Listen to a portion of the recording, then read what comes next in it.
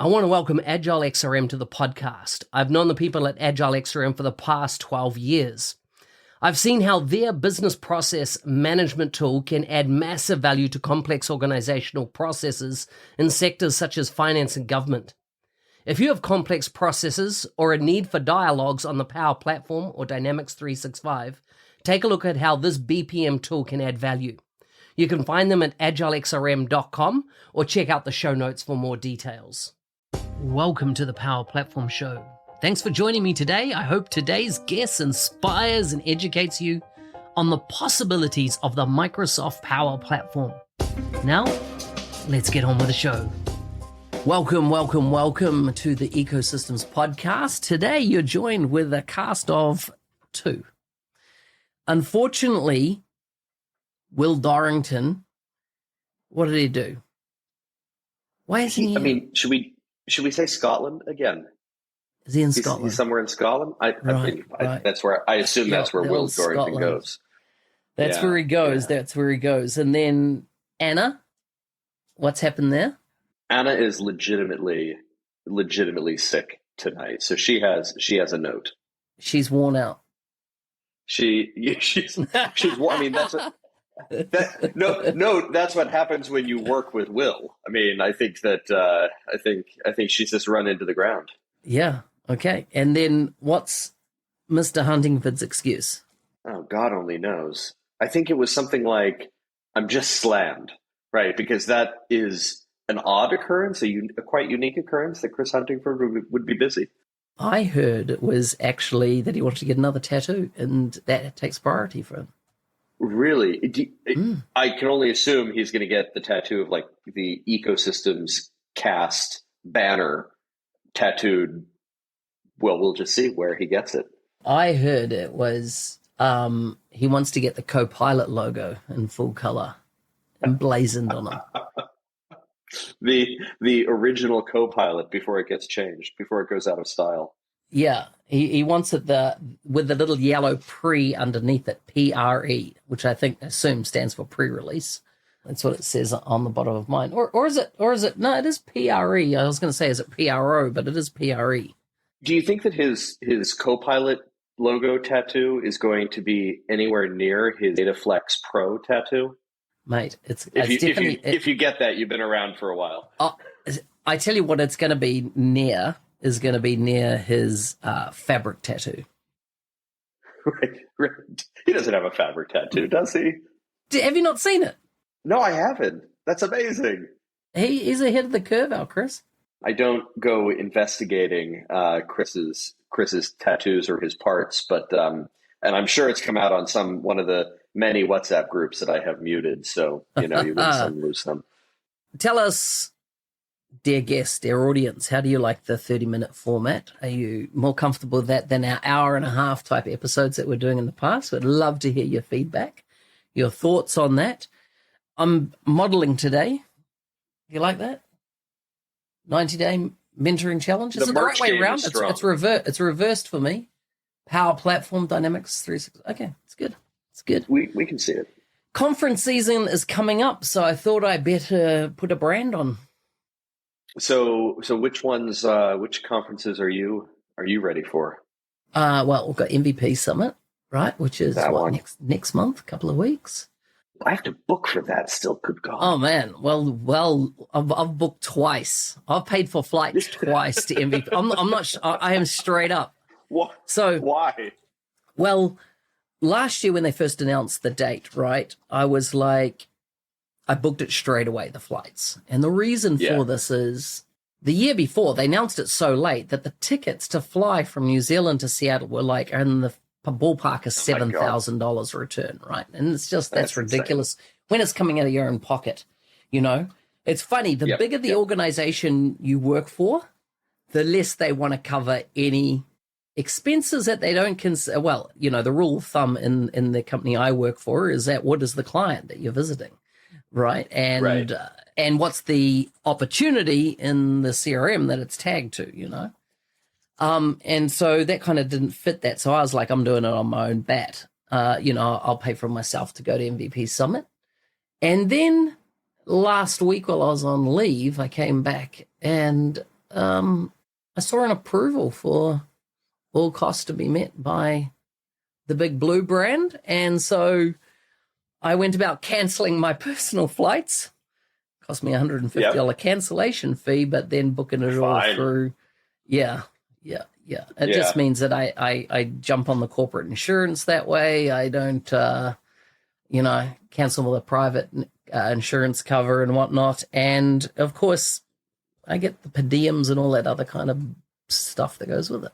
My bold statement on this is that if you're an MVP and you work for an organization, especially a partner, like I get it in customer land, but if you're an MVP working for a partner and they will not pay for you to travel, for your travel to MVP Summit, one of two things are the case. Either you need to find a new place to work with people who are going to invest in your learning and your knowledge, or two, apparently you're not actually that good at your job and they don't think you're worth it. So maybe time for some either introspection or some inspection of your working situation. Hard talk from Andrew there. That's normally see I take that line as well.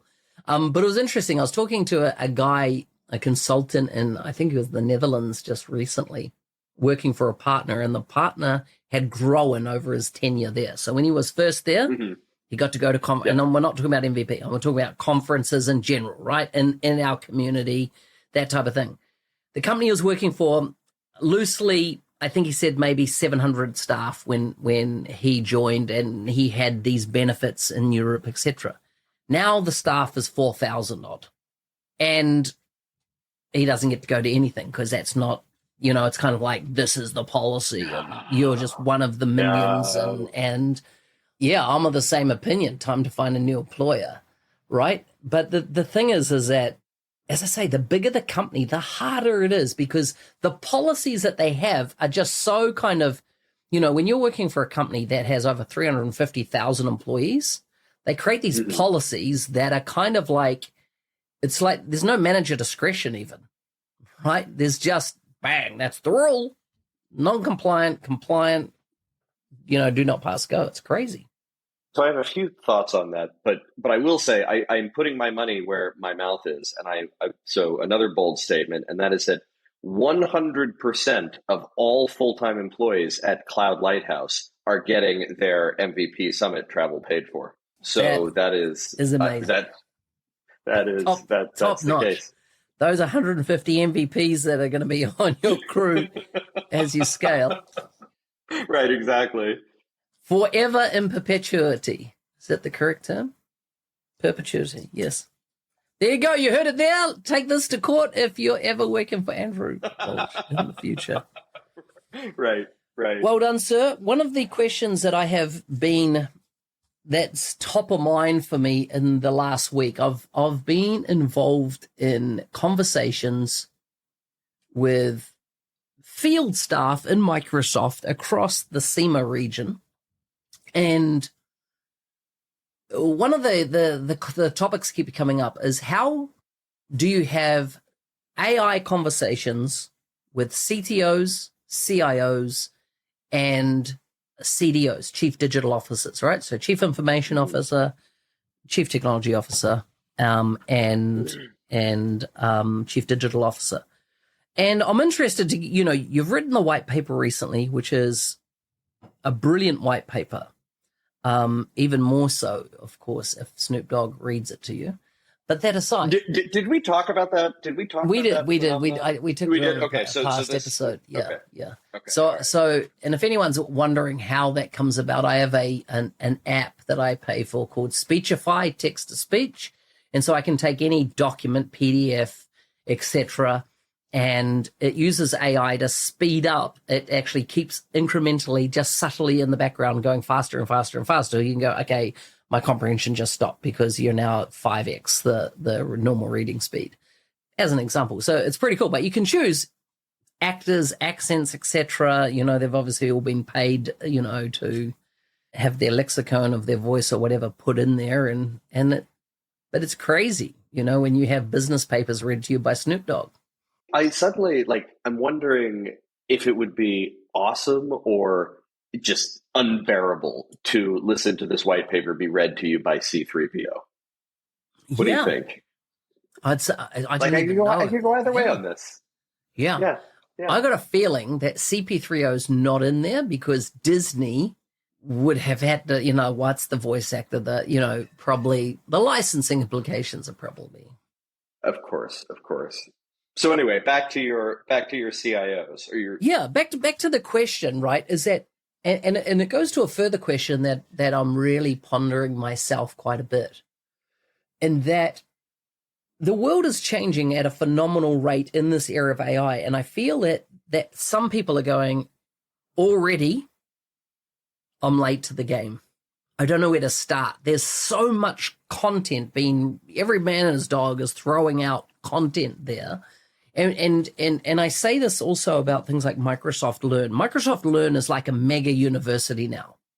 There's stuff on everything, every product, there's probably 10 things on everything, right? There's multiple versions of everything on everything. And do they even agree? There's the open question. Well, this is the thing, right? When software changes at the speed that it changes nowadays, what was right 2 weeks ago could be wrong today. And this is the constant thing, I suppose, and, as I say, when I started my IT career, products were released once every 3 years. You didn't have this massive need to continue to be current as we do today. We've had the Wave 1 release already in the Power and the Dynamics 365 ecosystems, and there's going to be another one. And there's, if it's anything like past, that's about 800 different changes per year that are, being rolled out. And so that's a lot to take in and keep across when you're, consulting at the top end of the game. And so my question, I suppose, is this. I think what people are seeking is a learning path, which is, okay, so there's 1,000 courses out there, but you only need to do this module from that one, that module from that one, that module from that, and have a curated path, because I feel that the first lot of stuff that dropped early last year around AI was still a lot around how did we get here? 1960s, there was, the Turing and there's all these type of steps up to where we are. And that's all great theory. And if I need to do an exam on the history of AI, awesome. But I need to understand, yes, you can do the kind of what's a business perspective of an LLM. But the next step is that what should I be thinking about of any of those C levels that I just mentioned before?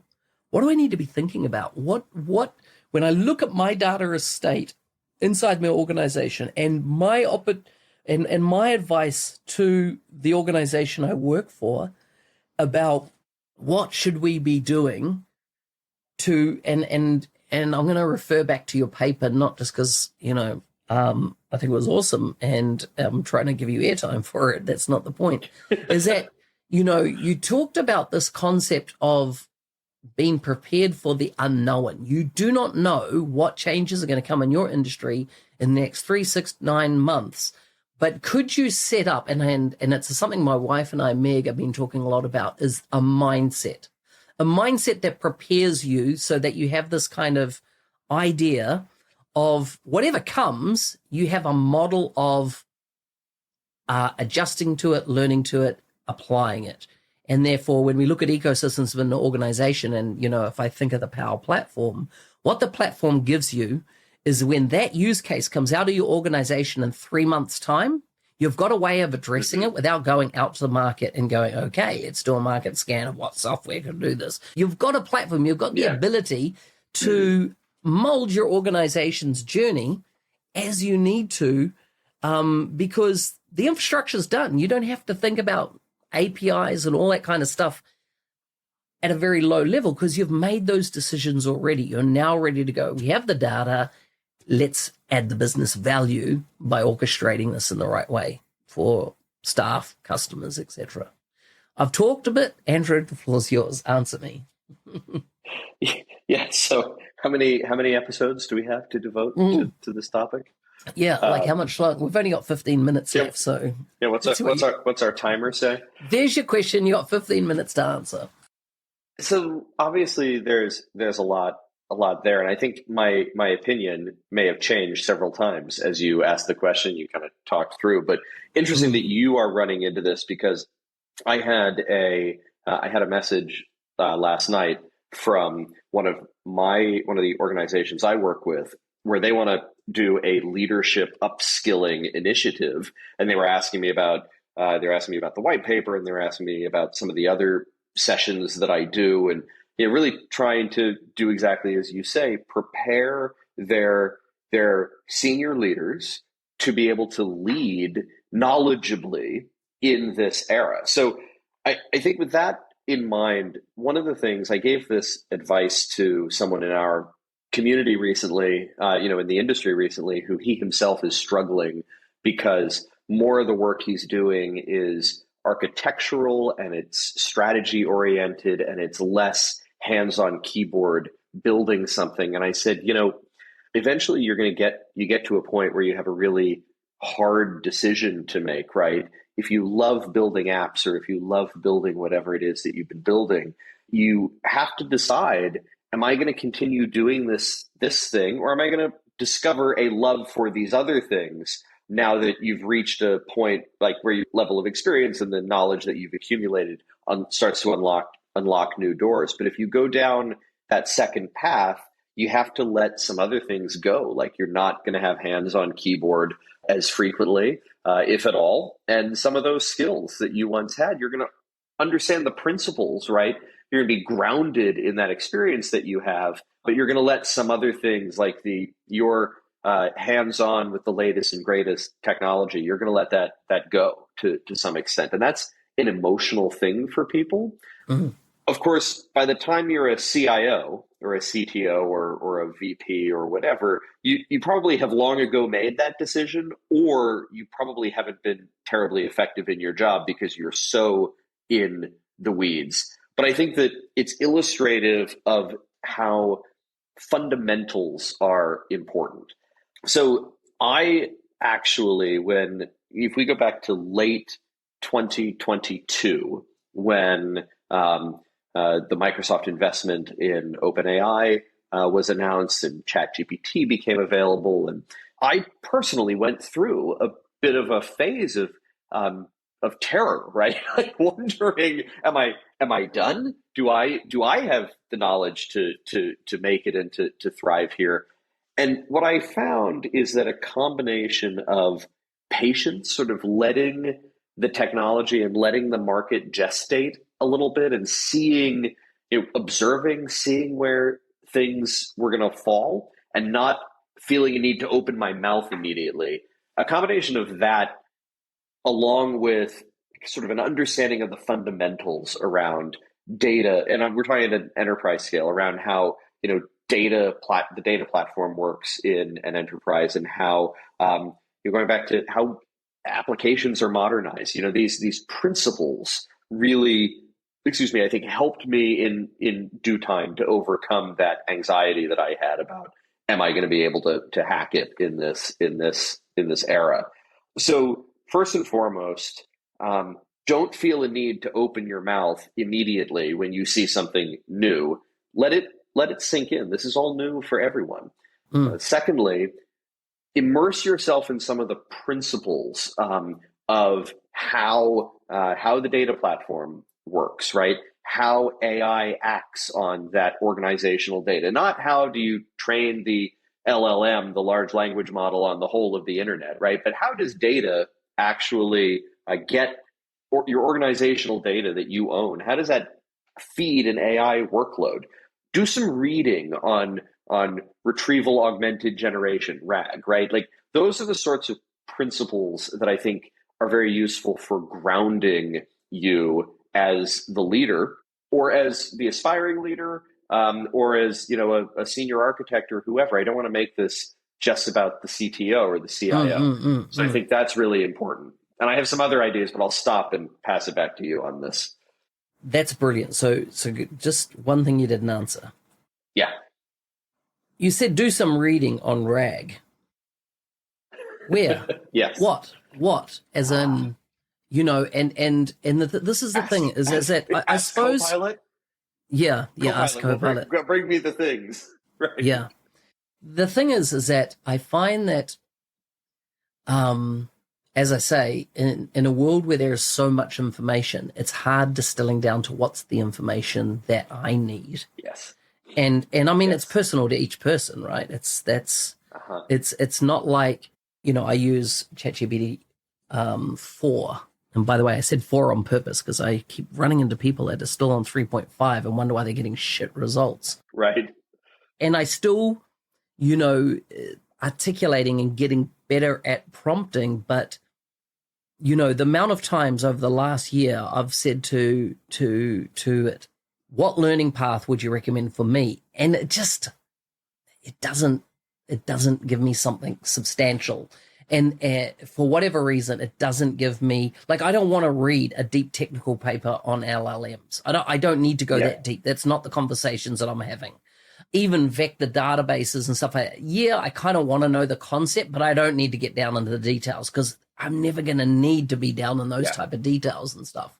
It's around having that ability. And my whole career has been built around being able to have business conversations that are grounded in technology, right? That are not, and also conveyed in a way that makes nobody feel like they're num-num, listening.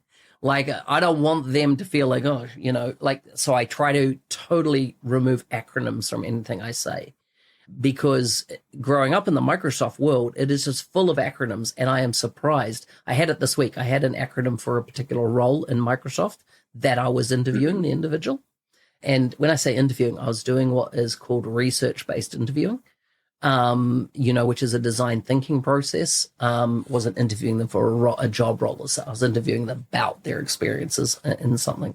And what I understood as their 3-letter acronym meant was totally different. One word I had wrong, and that one word made a quantum leap of difference at understanding and about what they did. And I was just blown away in that I could have stuck with the opening being the 3-letter acronym, but I chose to write it out and got this massive clarification from it. And I know I've once again digressed, but I mean, just saying that you need to be able to give sound business advice in a way that is not technical, but it is grounded in the technology, And so how do you, and I go back to, what, is it books? Is it specific courses?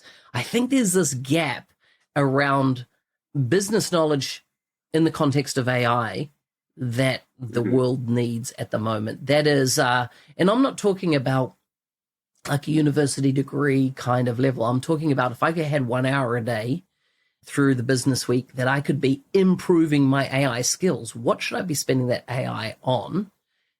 In the context of business. So I'm not talking about private life, etc., but in the context of business. What are your thoughts?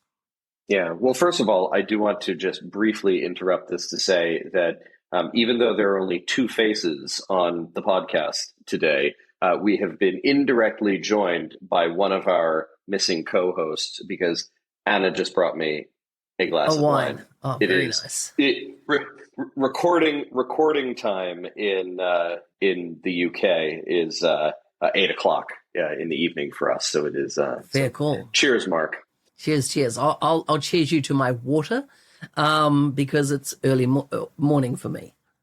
I won't belabor this because I don't want this to be what the podcast is about. But very truly, part of what you're getting at, right, is why I wrote the white paper, right? So without saying, though, I'm going to say, if you're in this situation, go read that white paper because I spent many, many hours over a period of months curating a lot of this for you. So go have a look.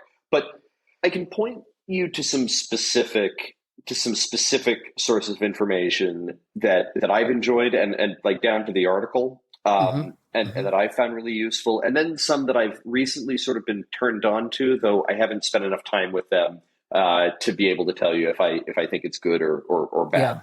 There's a absolutely brilliant guy working on the AI one of the AI product teams at Microsoft. I believe in the cognitive search team, formerly cognitive search, now Azure AI search, a fellow named Pablo Castro. And he has a piece, and I linked to it in the white paper, from March 2023. So it's been some time since I read it. I can't quote to you exactly how current it is, but it was revolutionize your enterprise data with ChatGPT, next-gen apps with Azure OpenAI and cognitive search. And that was on the Azure AI Services blog. And I remember when I read that, that was an illuminating piece, and I thought he did a great job. So, and I thought it spoke to kind of a little bit about what we're getting. I mean, it was probably more technical, right? But it was a technical piece that spoke to me while I was actually in a role as the CTO of a global company. Yeah, there's that. I also, and this one is a weird one, maybe if you're really immersed in tech, but I tell people all the time, go subscribe to The Economist, right? If the whole of what The Economist is covering is not your cup of tea, right? You're not particularly interested in what's happening socially, politically in various parts of the world. That's just not your interest. That's just fine. I find that The Economist has done a really good job over the last year covering AI and covering what's happening right now in the techno business world, just the right level, right? So a few pieces that stick out to me. There was a recent piece that came out too late to make it into the white paper.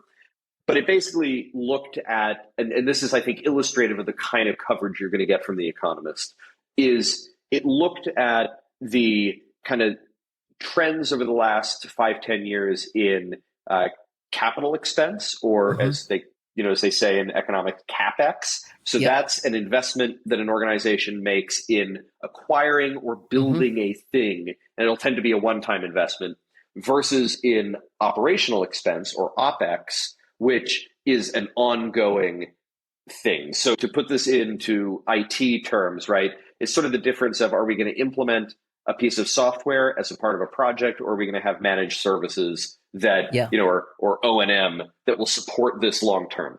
And what the piece did, and I really liked it, is it identified that actually right now we're still seeing across the global economy.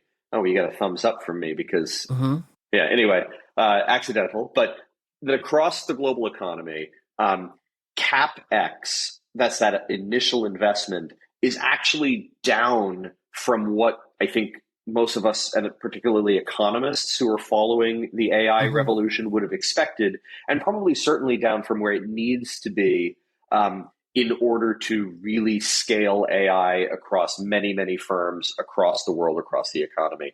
But one of the notions that it offered was that as the very nature of IT, as the cloud has changed the very nature of investment patterns in IT, what we may also be seeing is that some of this investment that would have previously been classed as CapEx has now migrated to OpEx. And I think if you want an example outside of AI, look at low code, right? It used to be where we'd say, I'm going to implement Dynamics, and there's going to be a big expensive project for that, right?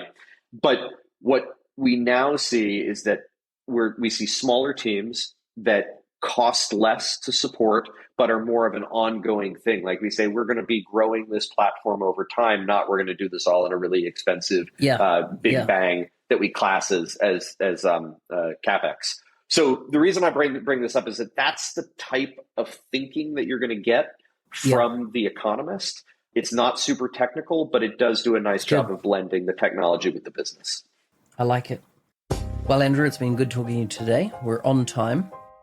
We will see you on the next one. Give us feedback. Let us know as you're listening to this what you would like us to talk more about, talk less about, whichever you prefer. But we would love your feedback. Ciao for now. Thanks, everyone. Hey, thanks for listening. I'm your host, Business Application MVP, Mark Smith, otherwise known as the NZ365 Guy.